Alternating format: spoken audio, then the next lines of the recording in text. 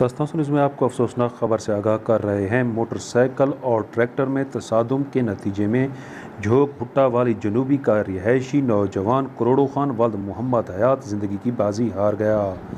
अहम खबर से आपको आगाह कर रहे हैं। ट्रैक्टर और मोटरसाइकिल में तसादुम के नतीजे में एक नौजवान जिसकी शनाख्त करोड़ों खान वल्द मोहम्मद हयात सकना झोंक भुट्टा वाली जनूबी के नाम से हुई है, ज़िंदगी की बाजी हार गया।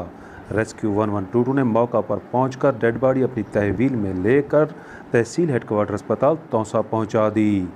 आपको अहम खबर से आगाह कर रहे हैं। मोटरसाइकिल और ट्रैक्टर में तसादुम के नतीजे में एक नौजवान जिसे का नाम करोड़ों खान वल्द मोहम्मद हयात बताया जा रहा है, ज़िंदगी की बाजी हार गया।